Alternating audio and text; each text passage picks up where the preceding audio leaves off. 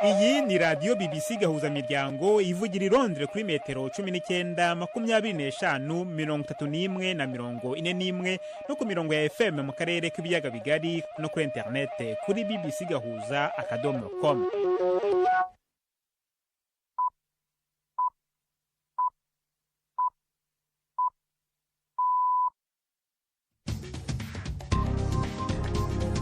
Ubu ni saa 10 n'igice ku isaha mpuzamahanga ya GMT, ni saa 12 n'igice ku isaha yo mu Rwanda no mu Burundi. Muri studio muri kumwe na Jacques Niyitegeka. Izi ni ingingo z'ingenzi zigize aya makuru. ONU igiye gutanga miliyoni 110 z'amadolari zizava mu kigega cyayo cy'amahina kugira ngo isubize kugabanuka gukabije mu rwego rwo gushyigikira ibikorwa byayo by'ubutabazi ku isi. Abayobozi mu bihugu bigize umuryango w'ubumwe bw'Uburayi basezeranyije ko batazatererana Ukraine igihe bahuriraga mu nama yihutirwa yo mu rwego rwo kwirinda mu bya gisirikare. ONU iravuga kandi ko ihangayikishijwe cyane n'amakuru y'ibikorwa byo kutubahiriza uburenganzira bwa muntu bikorwa n'ingabo za Sudani ndetse n'inyeshyamba zo mu mutwe wa RSF muri Sudani. Tuyafite n'ikinamico urunana muri mwese, ikaze muri aya makuru yo kuri wa kane turi ku itariki ya 6 z'ukwezi kwa gatatu.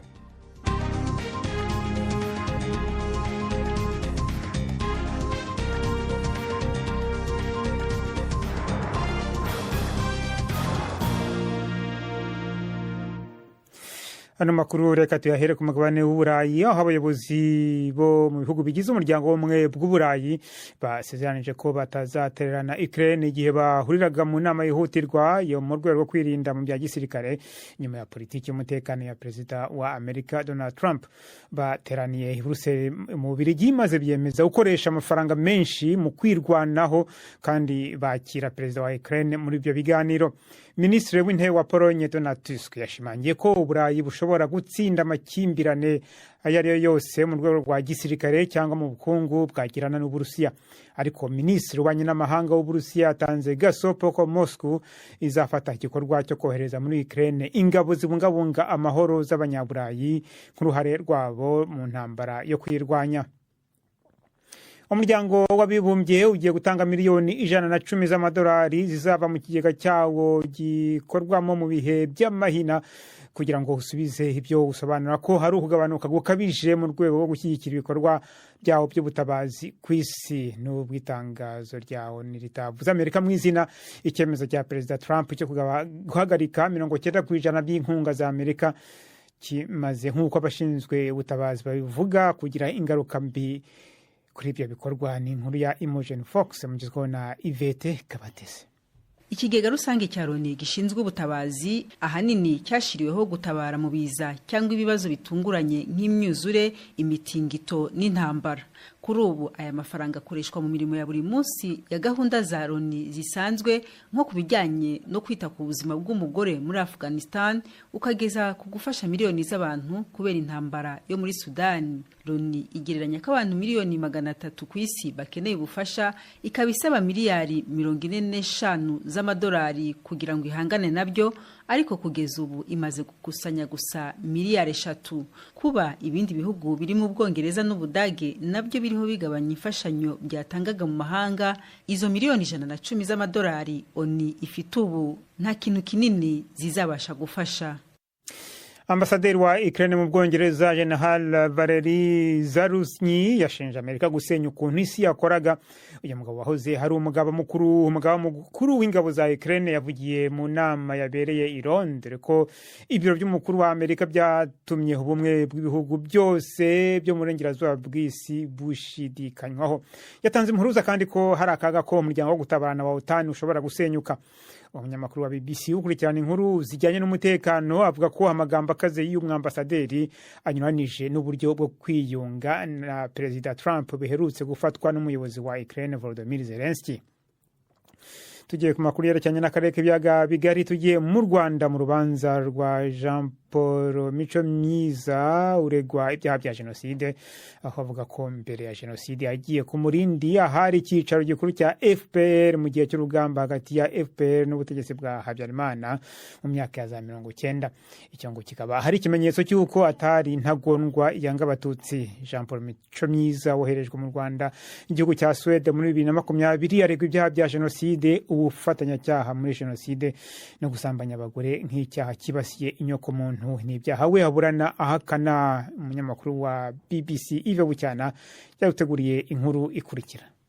Umwe mu bunganira Mico Myiza Jean Paul Maître Salomon yavuze ko abatangabuhamya bashinjura Mico Myiza bari hafi 10 kandi bose bari mu Rwanda ngo kuko abo bari bafite hanze y'igihugu babihoreye. Maître Salomon avuga kandi ko bafite n'ibindi bimenyetso bagomba kwifashisha mu gushinjura bwana Mico Myiza, ariko ngo bikaba biri ku cyicaro cya FPR. Urukiko rwemeye kubafasha kubona ibyo bimenyetso nubwo nabo ngo banditse basaba kubihabwa.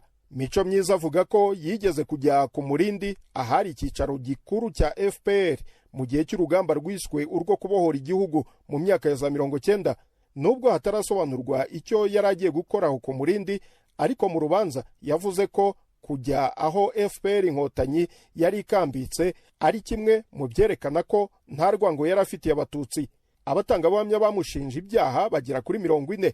Benshi bahuriza ko Mico Myiza Jean Paul yagize uruhare mu yicwa ry'abatutsi mu mujyi wa Butare, kuba kuri bariyeri ziciweho abatutsi no kujya mu bitero byahigaga abatutsi. Bamwe mu batangabuhamya kandi bamushinja kuba mu banyeshuri ba kaminuza y'u Rwanda i Butare bavugaga rikijyana ngo kuko yarazi gukina umukino wa volleyball, ngo yabaga mu cyitwaga comité de crise cyangwa komite y'ibihe bidasanzwe, ngo ikaba yari ifite inshingano zo kujonjora bagombaga kwicwa.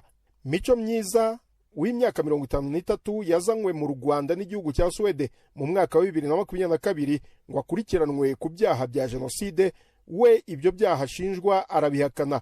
Abatangabuhamya bo ku ruhande rwe bazatangira kumushinjura tariki 26 z'uku kwezi.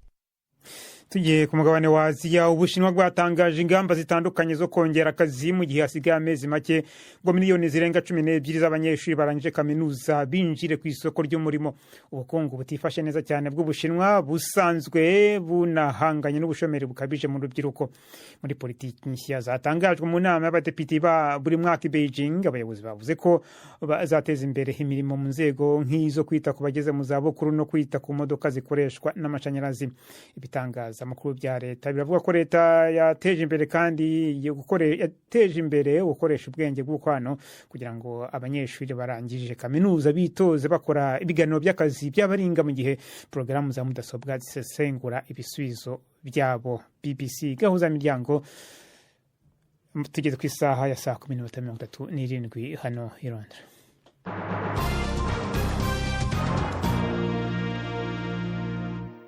Tugaruke ku mugabane w'Uburayi. Lithuania yabaye igihugu cya mbere cyavuye mu masezerano mpuzamahanga buza ibisasu byo mu bwoko bwa cluster biturikamo ibindi bisasu bito iyo birashwe. Bikaba bitewe rero n'icyo yita impungenge mu rwego rw'umutekano kubera umuturanyi wayo ari we Uburusiya. Iki gihugu kiri mu muryango wo gutabarana wa OTAN kiravuga ko kigomba kongera ingufu mu kwirwanaho nyuma y'intambara Uburusiya bwashoje kuri Ukraine, kikaba gitinya rero ko nacyo gishobora guterwa n'Uburusiya. Ni inkuru ya Dani Abehad mugezweho na Prime Ndikumagenge. Lithuania ihana urubibe n'agace k'Uburusiya kitwa Kaliningrad, ikongera igahana urubibe na Somambike w'Uburusiya Byelorusi. Muri iki gihe cy'umwitwarariko mwinshi wo kugeramirwa, Lithuania ibona ko ububasha bwo gusambura bw'ayo mabombe imwe iba itekeye ayandi menshi bushobora gufasha mu buryo bwo gutururuza. Ariko utubombe duto tuba tutaturitse mu nyuma dutera ikibazo abanyagihugu basanzwe. Lithuania kibaye igihugu ca mbere c'iceramwe rya Buraya kivuye muri ayo masezerano ahurirwa ko n'ibihugu yo kugenzura ibigwanisho, kandi iyo ngingo yiyamirijwe n'iceramwe mpuzamakungu ritabara abari mu kaga CICR. CICR ifise ubwoba ko kuva muri ayo masezerano bizobangamira amategeko mpuzamakungu akingira abari mu kaga. Yasabye leta ya Lithuania gusubira kuvyiyumvira. Ico gihugu kiriko kiriyumvira kandi kuva mu yandi masezerano mpuzamakungu aca ibisasu bitegwa mu kuzimu, mine antipersonnelle. Ibyo byose nibindi bishamikiye ku gitero Uburusiya bwagavye ku gihugu cyose ca Ukraine. Nubwo yemeje ayo masezerano, Ukraine irakoresha ivyo bisasu bitegwa mu kuzimu mu kwivuna ingabo z'Uburusiya. Uburusiya bwo busanzwe bubikoresha cyane kandi n'ayo masezerano ntibwayemeje. tunyarukire gato mu burasirazuba bwo hagati. Siriya irebwa ko yakiriye inoti za mbere nshya z'amafaranga zari zaratinze kuza zakorewe mu Burusiya, kandi ngo biteganijwe ko hazoherezwa n'izindi nyinshi mu gihe kiri imbere. Ayo mafaranga afite agaciro ka miliyoni 40 zibarirwa muri 40 z'amadolari. Indege yagejeje ku kibuga cy'indege cy'i Damas ejo kuwa gatatu, maze ajyanwa n'umurongo w'amakamyo kuri banki nkuru y'igihugu. Ubutegetsi bwa Assad wahoze hayobora Siriya bwari bwaragiranye amasezerano ya buri kwezi n'inshuti yabwo magara hariwe Uburusiya yo gukora izo noti, ariko ihinduka ry'ubutegetsi i Damas hashize amezi 3 ryari ryaratumye ikorwa ry'ayo mafaranga mu gihe kiri imbere rishidikanywaho. Tugaruka muri Afurika, ingabo zirwanira mu kirere nako dusubira ku mugabane wa Aziya. Ingabo zirwanira mu kirere za Korea y'Epfo zasabye imbabazi nyuma yaho indege ebyiri z'intambara zazo zisutse ku buryo butunguranye ibisasu 8 ku murenge utuwe n'abaturage abasivile mu gihe zari mu myitozo ya gisirikare. Abantu 15 bakomeretse, 2 muri bo bakomereka mu buryo bukomeye. Ni inkuru ya Jean Mackenzie mugezweho na Jean Claude Mwambutsa. Igisirikare kirwanira mu kirere cya Korea y'Epfo cyari mu myitozo yo kurasa cyakoranaga na Leta Zunze Ubumwe za Amerika hafi y'umupaka iki gihugu gisangiye na Korea ya ruguru, ubwo umwe mu bapilote yarekuraga ibibombe byo kwibeshya bikagwa ku gasozi gatuwe kari hafi aho. Igisasu kimwe kituye ku nzu kirasandara cyangiza ingo ziri hafi aho ndetse n'urusengero.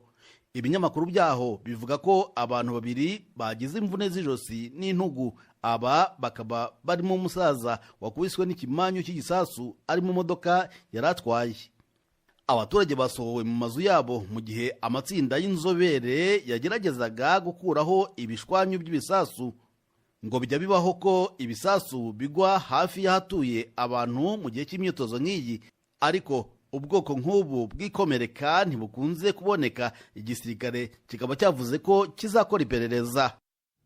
ONU iravuga ko ihangayikishijwe cyane n'amakuru yo gupfa guta abantu muri yombi n'iyicarubozo bikorwa n'ingabo za Sudani ndetse n'inyeshyamba zo mu mutwe wa RSF muri leta ya Khartoum muri gihugu cya Sudani. Icyegeranyo gishya cy'akanama ka ONU gashinzwe uburenganzira bw'ikiremwa muntu kw'isi cyerekana ifungwa ry'abagore n'abana, kikanagaragaza ihohoterwa rishingiye ku gitsina n'ihohoterwa ry'imfungwa z'abagore muri gereza ebyiri zigenzurwa n'inyeshyamba zo mu mutwe wa RSF. Cyerekana kandi ko abana bafite imyaka itari munsi ya 14 bakoreshwa nk'abarinzi, mu gihe abandi bafungirwa mu byumba bya gereza byuzuye imfungwa nyinshi kandi bidafite umwuka uhagije. Abahoze bafunzwe bavuze ko bafashwe nabi cyane kandi bakorerwa n'ivangura rishingiye ku moko.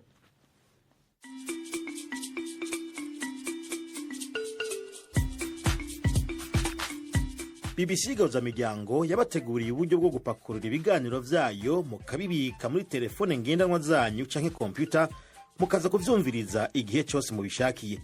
Ibiganiro bya BBC Gahuzamiryango mukunda nk'amakuru, imvo n'imvano, urunana, ikiganiro cy'abagore cyangwa abaza muganga, ubu biraboneka kuri podcast. Ja ku rubuga rwa BBC Gahuzamiryango ariko bbcgahuza.com urondore ahari podcast. Amakuru yose y'uburyo podcast ikora n'ukuntu wayishyira muri telefone yawe byose urabisangayo. Pakurura ikiganiro ukunda canke amakuru wumvirize uko ushaka aho uri hose, ntusubire gucikwa na kimwe. Taramana ibiganiro bya BBC Gahuzamiryango kuri podcast.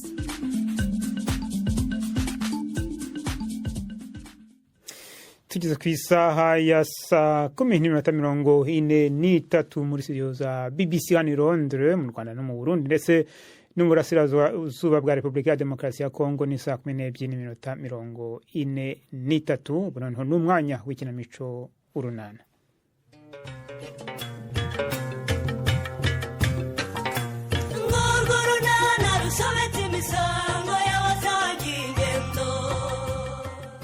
Ubuyobozi bwa Nyarurembo bwahagurukiye kwiga ku kibazo cy'imyanda ihumanya. Mukobwa nawe ntakozwe ibya gahunda yo gukurikirana imikurire y'abana. N'urunana. Warumbwiye uti Kirufu, niko abana bamaze kujya ku ishuri waje tukajya mu mirimo. Ntabwo ebuka ko uyu munsi dupima abana imikurire? Byose ntabwo ari umurimo. Aho ngiye kugenda nta gisigaye. Naringize ngo ugiye kumbwira ngo tujyane mu murima. Yaho mura mu murima ndahegira. Genda ukore gahunda yo kwita ku buzima bw'abana n'ababyeyi b'igihugu. Twarakemeje kandi tugomba kugakora neza nta ntugunda. Nta gomwa, nta no kugononwa. Anosiya, ndakumva. mpereza iyo telefone yanjye rero maze ubundi ukina inzu tugende. Rufo, karama Anosiya. uko mbona gitifu yakubuze cyane ra? Gitifu we w'umurenge cyangwa w'akagari? W'akagari. Gahore. Umuntu waguhamagaye inshuro ebyiri zose? Ubu ntiyagushakaga cyane? Mumpamagara numva icyo ashaka kumbwira. Ngese mperuka kugura amayinite Rufo. Yego ko waba ukenewe. Ubukene bw'amayinite ntacyo budutwaye Rufo. Ubukene bwe ni uburaza abantu busa. Niko se. Ndakumva. Ubu ndamenya umuyobozi yashaka kumbwira iki. Njyewe ndumva waca ku kagari ukabanza ukumva icyo umuyobozi agushakira. None ukabona kujya mu murima. Nta kundi byagenda byo reka mbanze ngeyo. Wenda nanabona no kumubaza ibijyanye n'iyi myanda ihumanye. Uravuga cya kibazo cyaba bushombe se? Bimwe bamaze iminsi bakubaza aho bazajya bajugunya ibitelefone n'ibiradiyo bishaje cyane rwose. Ubona se bitamaze kuba ikibazo mu baturage? Kandi mu by'ukuri babimbaza nanjye nta gisubizo mbifiteho. Sha, genda ubiganireho na gitifu ntimubura umwanzuro mu bifatira. Ariko ntukanyicisha amatsikoreya. Ubona ngana nawe rwose ku buryo dukina ububyara. Icyo nzi ni uko ugira menshi cyane. Ngaho mbwira disi uko urugendo rwagenze. Ubu se navuga ko rwagenze neza gutera. Gusa si nabi. Niba atari nawe ubwo ni neza rero. Ibiryo se yabiriye? Anabyishimiye ahubwo. Atu? Si ibyo se. Gahoro gahoro nirwo rugendo rwose uriyo uzamwiyegurira bidatinze. Gusa nyine yabanje gusa n'uwizigiza. Ambwira ngo si nkivune ngo si ngombwa cyane ko nawe azi guteka. Ariko nyine birangira biriye da. Hanyuma se amaze kubirya. Aranshimira ngo nzi guteka neza, ngo ndi umuhanga, ngo kandi nzi no kwita ku bantu. Atu byose birahagije. Hanyuma se nyuma y'ibyo bigambo byose nyine no kurya no kunywa hakurikiyeho iki ko ari cyo nshaka kumenya. Nyine yarari aho nta morale, nta kuraje, nta gashyuhe, nta kabaraga, mbese ntaki. Sinzi niba n'isaki bika rwose cyangwa yararyamiye akababo. None se Reya, Karame, wowe koko nk'umukobwa mukuru ntabwo uzi kureba umusore ngo umusuzume umenye niba isake yakubita akababa cyangwa niba kateguka? Sori ntako ntagize pe. Nagerageje nkoresha amarenga yose biranga. Nakoze ibimenyetso byose byagira icyo bibwira umusore muzima biranga. Muganiriza ibiganiro byamushitura ariko wapi. Byose mbona ari ukwandika ku mazi. Ibi ni ibikira? Umuntu se mushakira umunaguzo? Umunaguzo se ni ibiki Sori? Nyine umuntu akaba yamushakira umuganga wa muganga hura. Nyine ako kaba kateguka kagartyaza isake kajya ibika nk'izindi ariko. Ubwo se birizewe Sori? Shanjya numva ngo hari ubwo umuntu ajya gushaka umuti wa kinyarwanda aho kumuha umuvura bakamuhumukuraho.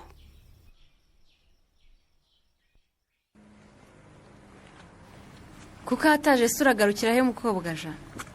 Harya ubu ntuzi ko nsigaye ndi umukapita ku ishani ya Stefano. Aha, ko nakora ubuyede se mugabo wanjye akaba atabukora urumva ibyo kwishaniye nabimenyeraye. Nanjye binyobere mukakaremera wo mu kirese yamenye uko ubuyede bukorwa gute.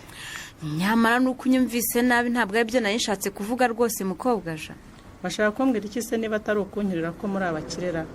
Nashaka kukwibutsa ko uyu munsi baza gupima imikurire y'abana kugira ngo utongera kubura. Ubu se urabona ngende uri mu bapimisha abana ra? Utamupimisha se? Shizurungu wanyu harubwo yari yagira imyaka 5. Fata icyo ko ntaho nza yewe.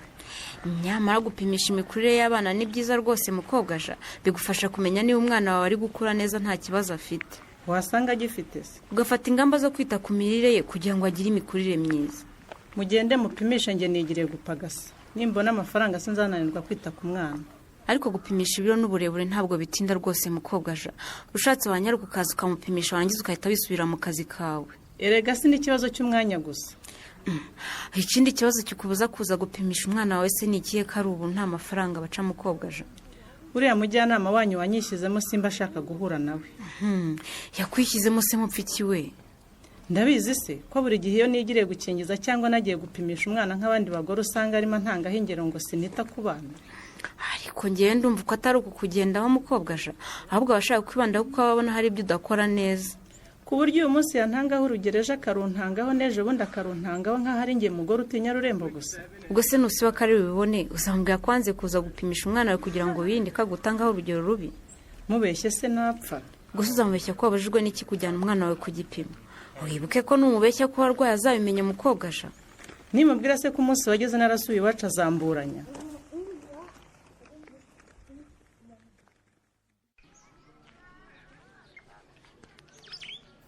yewe wakwiyicariye aho se. murakoze Giti. mu mudugudu se bimeze neza Rufo? mu mudugudu wanjye rero urebye nta kibazo. usibye gusa akabazo nakurebye si akabazo ahubwo ni ikibazo. ni ikihe kibazo cyerekeranye n'icyo ubwo? ni ikibazo cyerekeranye n'ibidukikije. mu mudugudu twashyizeho ingamba zo gutera amashyamba ku misozi miremire tugahinga ducukuye imirwanyasuri noneho tugatera ibiti bivangwa n'imyaka. ariko hari ikibazo kimwe kituzengereje tutanafitiye igisubizo. ubwo ni ikihe? ni ikibazo cy'imyanda ihumanya Giti. uravuga nk'ibikoresho by'ikoranabuhanga byashaje se? yego rwose. ayo maradiyo amatelefone amatoroshi n'amabuye dushyiramo ibyo byose iyo bishaje tubura aho tubishyira. yewe Rufo wivunika. si n'ibyo gusa usanga n'amacupa avamo imiti yo kwa muganga havamo amafumbire akoreshwa n'abahinzi hirya no hino ndetse n'ibindi nk'ibyo bimaze gukoreshwa abaturage babura aho babishyira byarangiza bikaba byabagiraho n'ingaruka. urarinda ukeka se ko no mu mudugudu wanjye hamaze kubamo impanuka zigera muri 3? nibyo kandi rwose zikomoka kuri iyo myanda ihumanya. ndakubeshyera iki se Giti? hambere aho umugabo witwa Ruremesha yarwaje inka irarwara tutazi ikirwaye aravuza biranga inka igera yipfa. nibyo ntibayibaze se hanyuma inka bakayisangamo amashashi.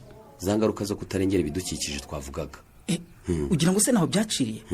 kubaba rero haciye iminsi nk'ingahe noneho umugore wajyana n'abandi bagore muri koperative. ndakumva. ntibagezeyo umugore agira atya inyota biramukubise ariko noneho habura icyo anywesha amazi. umudamu agira atya atoye agacupa kajemo umuti bateye inyanya nk'uko ngo afata utuzi ngo acishamo arazunguza arangije aramena ubundi noneho aravoma atera kumumaramo. ndakubwiza ukuri ni Nyagasani wakinze akaboko aho se ntiyavuye bamutwaye intambike. urabizi Rufo iki ni ikibazo cyugarije akagari kacu cyane rwose pe. buriya nuko wantanze ukambwira amakuru ntarakubwira icyo naguhamagariye ni nk'icyo rwose kuko rwose maze kubona raporo nk'izo zivuye mu midugudu itandukanye. nuko Giti ni impamo y'Imana mureba kure. iyo ikibazo kidafatiwe umwanzuro hakiri kare ni impamo y'Imana cyari kuzatumaraho abantu. ariko rero birakomeye. ubu mu mudugudu wanjye hari n'akana kitwa Obama gafite ubumuga bw'intoki. yewe iyo raporo yatugezeho biratubabaza cyane pe. gusa byaranadutunguye twibaza ukuntu byagenze biratuyobera. urumva bimwe abana bakubagana ngo baragiye begeranya ibitelefone byashaje bakuramo za batiri kugira ngo bazakuremo amatelefone ngo mazima. uko bacokoza izo batiri rero bashyizeho n'insinga bashidutse batiri zabaturikanye umwana umwe ahasiga intoki undi ahasiga ikiganza. yewe ni ukwihangana nta kundi Rufo.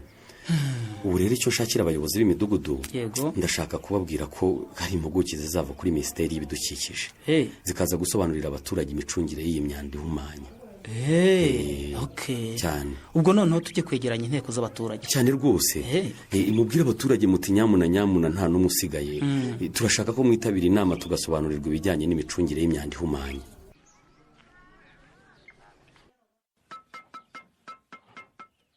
none se ndatakazi bose. enda ngwe none nkwereka ibyo mukuraho hano. aha se ntitwaharangije aricyo tuhakoraho Stefa. nashakaga kuva muri biriya biyede ukaza tukaba twiganirira. yicarira aho ngaho ube wiruhukira utaza kubura n'akabaraga ko gusinya ya madosiye.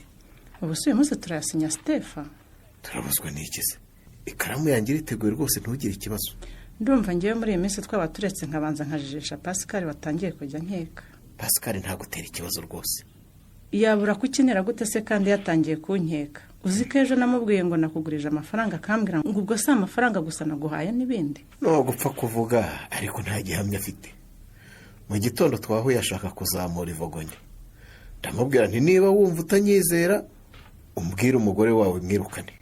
avuga ngo iki? ubwoba bwamwisha nsaba imbabazi ngo simwirukane ngo cyakora nyine njye gucyura kare. nyine nawe ntabwo yanga ko dukorana ariko nyine kiriya gicuku dutaha nicyo kimubangamira. byose nabimusobanurire kandi yabyumvise. namubwiye ko nk'umugapita ugomba kubanza gusinya dosiye ugataha uzirangije.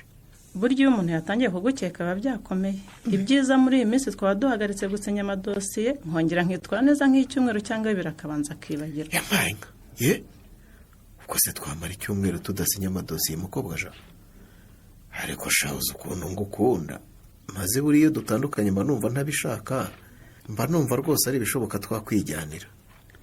uba wumva twakwijyanira hese iwawe kwa Nyiramariza cyangwa iwanjye kwa Pascal?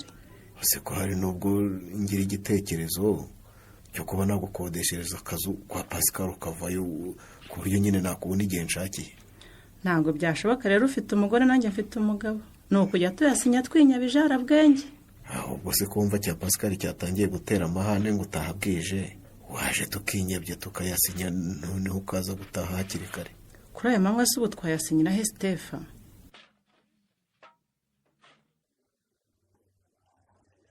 ese burya n'ibyo byawe kiri byerebyiri se sizo diregite reka nta byerebyiri wokeje ari akazi. bye rero sinzi ukuntu meze wagira ngo byangiyemo iyo maze kunywa amacupa abiri mba numva ari ibyo. ukuntu wambwiraga ngo nkugurire kamwe nari nagize ubwoba ngo simbonayo nishyura. ngewe buriya ahanini rero nza mu kabari ntanashaka kunywa ahubwo nzanywe no kuganira n'umuntu. cyakora ibyo uvuga nibyo burya inzoga ntiryoha haryoha ijambo riherekeje. ese wagize ngo ntunkoreye neza kunzana hano tukinywera agacupa tukiganirira. ku muntu nkawe uri guca mu bibazo nk'ibyawe abakeneye abamuba hafi. ibyiza kuri wowe ni ukwigira mu kazi ukirirwa ugahugiyemo wataha ukabona uwo mutemberana nka gutya bibaye byiza ukabona n'uwo murarana mu nzu byarushaho kugufasha. yewe wo kurara nawe biragoye. birumvikana cyane usibye ko ubu watangiye no gukomera ntacyo kibaye. iyi minsi itambutse yari inzengereje wa mugabo we ntubibone gutya.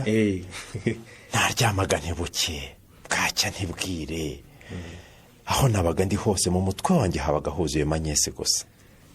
reka mbwire Christian waguseka n'utazi urukundo icyo ari cyo uzi ko waraterese umukobwa mukamarana ukwezi 2-3 umwaka ugashira mukundana ku munsi wo gusaba akakubwira ngo burya narabyaye ahubwo uri intwari Christian hari n'uwarwara akajya kwa muganga.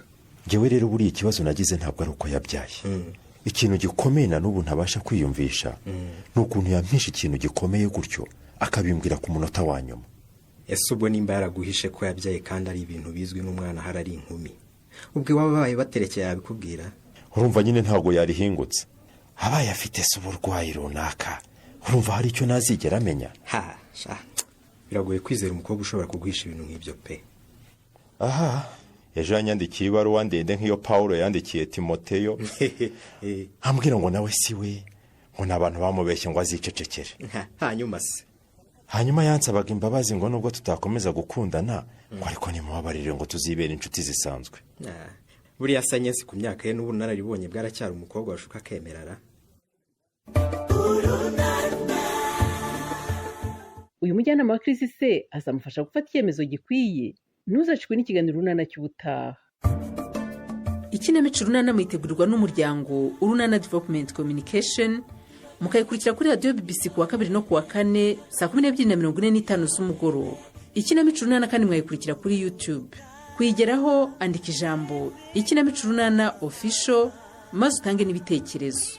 uramutse ufite ikibazo cyangwa igitekerezo kandi wifuza kutugezaho watwohereza ubutumwa bugufi bwanditse kuri telefone igendanwa 0783181064. mushobora kandi kunyuza ubutumwa kuri paji yacu ya Facebook. kwigeraho no kwandika ijambo Urunana. tubibutse ko tubagezaho ikiganiro gikubiyemo ibice by'Urunana twumvise mu cyumweru. icyo kiganiro tukibagezaho ku cyumweru saa 9:30 za mu gitondo na saa 11 z'umugoroba kuri BBC. dusubikiye ikiganiro Urunana cy'uyu munsi naho butaha. barakoze bagenzi bacu mu ikinamico Urunana. nibo rero bashoje amakuru yacu yo kuri uyu wa 4 itariki ya 6 z'ukwezi kwa 3 2025.